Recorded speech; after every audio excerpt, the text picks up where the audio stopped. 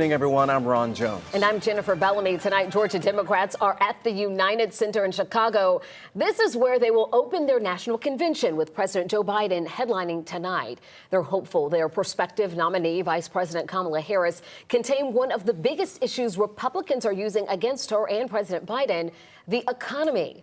Doug Richards with our 11 Alive political team joining us now with a closer look. So, Doug, what do Georgia Democrats hope to hear tonight? Well, something good about the economy, for one thing. More than any other single issue over the last 50 years, domestic issue especially, the economy really can make or break a presidential campaign, and that certainly could be the case in November. When she accepts her party's nomination, Democrat Kamala Harris will be able to talk about what she describes as saving democracy and the January 6th attack on the U.S. Capitol. She'll be able to talk about Donald Trump and his criminal convictions and indictments. But when she talks about the economy, she will acknowledge, as she did in Atlanta last month, that prices are still too high. An online U.S. inflation calculator shows inflation jumped after Joe Biden took office in 2021, reached a monthly high of 9% in June 2022, before dropping to 2.9% last month.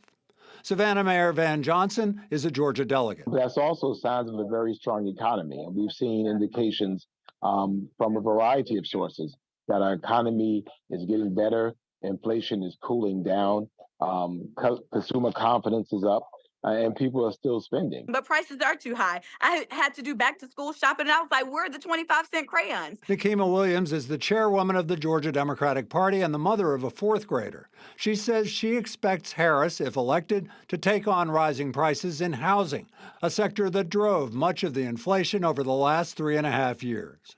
And when she is the next president, she's going to push back against these corporate landlords who continue to price people out of not just the ownership market of housing, but also the rental market.